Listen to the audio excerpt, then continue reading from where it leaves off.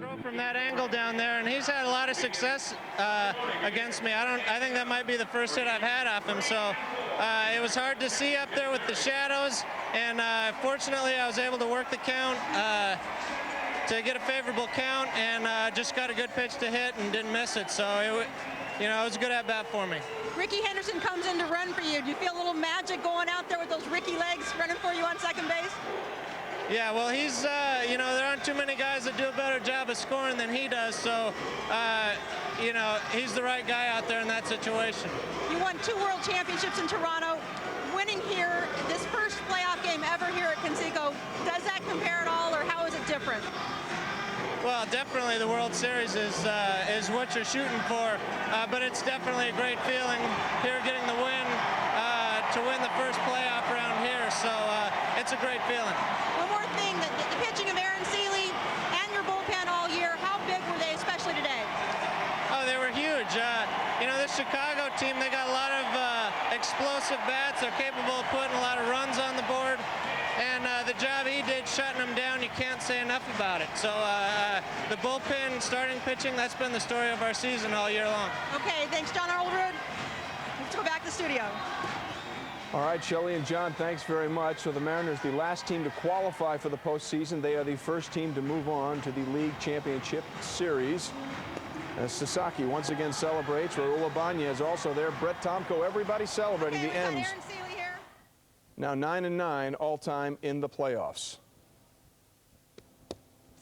For more, let's bring in Carl Ravitch and Brian McRae. And guys, this one they'll be talking about for a while, especially the way it ended. Yeah, no question about it. Brian McRae, I mean, you have laid down a lot of bunts. Do you think it was a case of maybe Tim McClellan getting caught up in the moment? Because clearly his foot was out of the batter's box. That play should have been dead.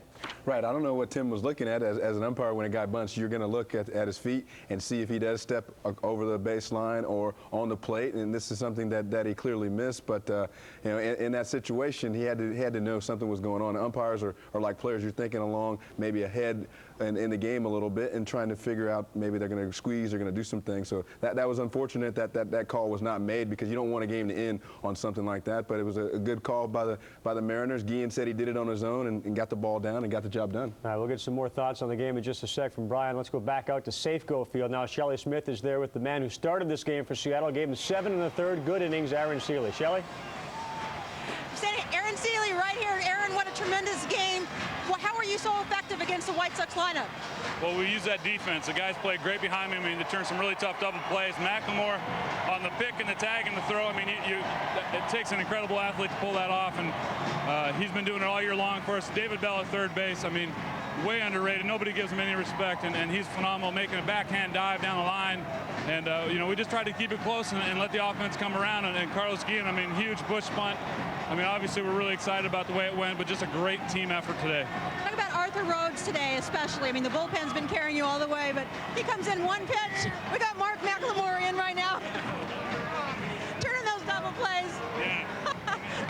Our bullpen's been phenomenal all year long. I mean, we've been able to go out as a group of starters, go 6 or 7 innings, turn it over. You got Arthur Rhodes, Paniagua, Mesa, Sasaki. I mean, Tomko. Everybody you put out there has been doing their job. And anytime you get pitching and defense, it gives you a chance to win in the postseason. There's so many people who didn't think you guys would even be in the playoffs, much less this situation, knocking off the team with the best record in the American League. How did you get it done? Well, we knew Chicago was going to be tough. They got a great offense. They got good pitchers, and we knew it was going to be a dogfight. And we just went out there and did the things that we've been doing all year long. Try to pitch well, use the defense, and when we had a chance, get those runs in. Whether we had to bunt them over like we've done, get a fluky double there. I mean, whatever it took, we were going to try to get it done, and we were able to do that. Okay, thanks, Aaron Sele. Celebrations awaiting you. Let's go back to the studio. All right, Sele, thank you very much. So obviously the clear benefactor of the sweep, Seattle now gets to rest and also gets to enjoy the A's and Yankees series. They certainly talked about the bullpen. You heard it from Aaron Sele and others.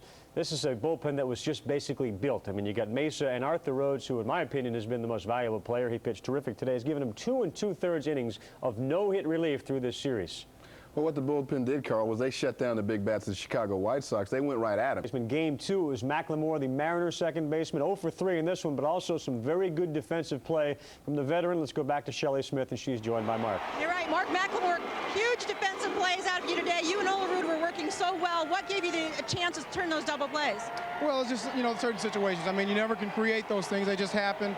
The ball that I came in on and got the double play on, it was just one of those things, one of those situations where Graffinino tried to get by me, and he really made the play. It all depended on what he was going to do. So fortunately, I was able to get the ball and get him as well.